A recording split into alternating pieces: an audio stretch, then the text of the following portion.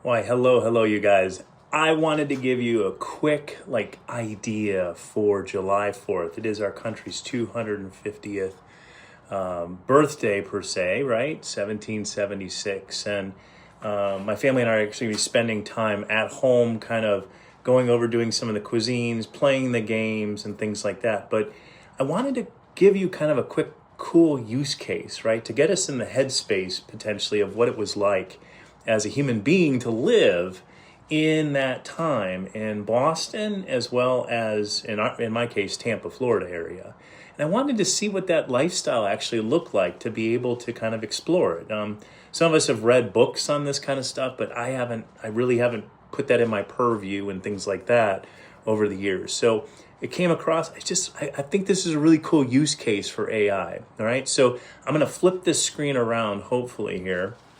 I'm going to share with you just visually what was going on. So first of all, I do want to tell you about this little gem right here that I've created. So sorry, you get the behind the scenes of the office here, which is kind of fun and messy and all that stuff. But anyway, I wanted to share this with you. So the gem that I'm going to be taking you to right here is, I did build a research gem. So I wanted to share that with you. So I'm going ahead and let's see here. Where is it? So this is this guy right here. So this is the empirical research nexus that it's called. You know what? I hate it when I think Google changed this, or I can't access the. I have to go back in here real quick. Just stay with me for just a second, okay? Just so you have an idea as to what it is. So in this case here, I gave it some instructions on, just basically thinking, right? I wanted to make sure that it knew how to think and cite sources, to reference things, to go ahead and dig deeper. So that's what's actually generating it. So I don't get just basic crap results from things. So I will give you this insight. All right. So my prompt to the system was this. I thought it was kind of cool. You can do your own, right? So that's the reason I'm actually kind of doing it in this format. Plus, it's way less editing for me, by the way. I would like for you to create 2 narrative stories of the average U.S. citizen in 2 cities 250 years ago. What did their average day look like? I'm not sure what Patel. Maybe I was dictating it in the phone. Dictate. I have no idea what I said there. And narrative story for the first one being a Bostonian in Massachusetts, and the next one being in Tampa, Florida, which is where I'm at. So this is what the response was. So let me go ahead and just kind of pull it up here. It says, this year in 1776, while the American Revolution ignites the bustling, tense streets of British... You know what? I'll tell you what. I'm going to flip around because it's hard for me to actually hold that. That was way too close, by the way, I think. Way too close. Okay, that's a little bit better. At least you can... I want you to picture it in your head, right? Because the pictures in here are okay, but they're just to give you a little bit of background and insight. Let me do this one here first. So yeah, so that's the one right there for Boston, which is kind of cool. And it gives you the source, which is what I told the bot to do, by the way, the gem in this case. So the Bostonian, Massachusetts character, 28-year-old copper, a barrel maker, living near the North End. So this is the Boston one, all right? Morning, a city under siege. Thomas wakes at 5 a.m. to the damp, salty chill of a New England morning.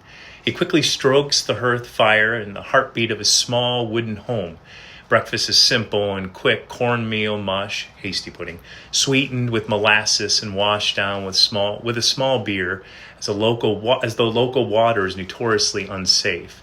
By 6:30 a.m., Thomas is in his workshop. Barrels are the shipping containers of the 18th century, vital for holding everything from salted cod to gunpowder. As he hammers iron hoops around oak staves, another word I was not familiar with, his mind is rarely on the wood. The atmosphere in Boston is suffocating. The British Army has occupied the city, and the harbor is choked with warships. You getting this visual picture is so cool to be able to kind of do it in a narrative like this and using AI to actually do it. Plus, you kind of trust some of the information because you've given it that, you've built a gem that says basically use certain data and resources and information. Okay, so that's this setup right now in the morning. His afternoon, rumors at the tavern. I love the narrative format, by the way. It's so easy to remember. At noon, Thomas stops for dinner. The main meal of the day, featuring salted pork and root vegetables. Afterwards, he heads down to the docks to check on a shipment of timber. The streets are a chaotic mix of red-coated British regulars, squeaking horse-drawn carts, and tightly lipped locals. He slips into the local tavern under the guise of business. Taverns are the informational hubs of 1776. Over a tankard of hard cider, men whisper the latest radical news. General Washington's Continental Army is fortifying Dorchester's Height, just south of the city. Thomas listens intently. He has been secretly hiding extra iron bands to help local blacksmith forge weapons for the militia. Evening. The quiet hearth. In dusk falls around 6 p.m. The shop is locked up. Candles are expensive, so Thomas's family relies on the flickering light of the fireplace for the evening. They eat a light supper of bread and cheese. Before sleeping, Thomas carefully checks the shutter locks. With a curfew enforced by British patrols outside and the looming threat of open warfare breaking out in his backyard, he lies down on his straw mattress, wondering if the city will still be standing by tomorrow morning. What a cool story, right? An amazing use case for AI. Part 2, right? The Gulf Coast trader, Tampa, Florida. Character, Antonio, a 34-year-old pescador. That's my best pronunciation, pescador. Fisherman, trader of mixed Spanish and indigenous heritage, living near Tampa Bay. And here's the image of that one right there, by the way, just to let you guys know. All right, so you got my total office, my total mess, but that's fine. I'm being transparent with you. It's no biggie. Morning, the silent bay. Antonio wakes up at dawn to the sound of cicadas and crashing waves. There's no cobblestone streets or brick buildings here. His home is a palafito, a small open-air hut built on wooden stilts with a thatched roof made of palmetto leaves to catch the Gulf breeze. While Bostonians worry about politics and tea taxes, Antonio's focus is about pure survival. He eats a breakfast of smoked mullet and cassava root. By 6 a.m., he is out in the glassy waters of the bay in a hollowed-out cypress dugout canoe. He is part of a rancho, a seasonal fishing camp established by Spanish-Cuban traders. Afternoon. The catch of the heat. By midday, the brutal Florida sun beats down. Yes, it certainly would. Bringing the humidity to a stifling peak. Antonio and his crew pull in heavy fiber nets teamed with mullets, drum, and sea trout. They bring the catch back to the shore where the real work begins, splitting, salting, and drying the fish on large wooden racks. In the afternoon, a group of Seminole traders arrives at the camp. Antonio speaks a broken mix of Spanish, Muskogee, and English. They trade smoothly, exchanging Antonio's salted fish and iron hooks for valuable deerskins, wild honey, and fresh venison. There's no talk of George Washington or King George III here. The only politics that matter are maintaining peaceful trade balances between the indigenous tribes and the Spanish merchants out of Havana. Evening. The smoked fire. As the sun dips below the Gulf horizon, painting the sky in deep oranges and purples, our sunsets here are just fantastic, by the way. Unlike even many parts of the world, it could be just that we're on a peninsula, I have no idea. Deep oranges and purples. The camp prepares for the night's greatest adversary. Mosquitoes. Yes, true, mosquitoes. Large smudge fires is what they're called, are lit up damp wood and moss to create a thick, heavy smoke that keeps the swarms at bay.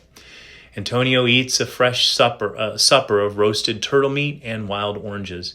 He lies down in his hammock suspended between two wooden posts, a mosquito netting draped tightly over him. As the night deepens, the only sound are the calling of owls and the gentle lapping of the tide against the shore, worlds away from the brewing revolution to the north. And then it does this little comparison, which is kind of interesting. Just really quick. I don't know. Yeah, it's just really fast. It just does this, the comparison table, right? Sovereignty, primary economy, living structures, and daily stressors.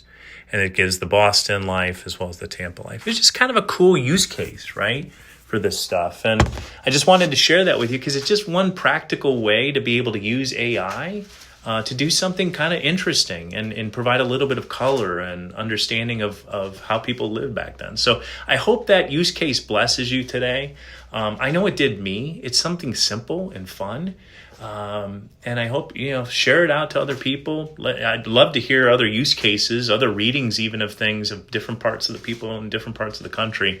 It'd be fun to kind of compare and see how that happens. So thanks so much for the time. Have a happy and safe 4th of July with your family and friends.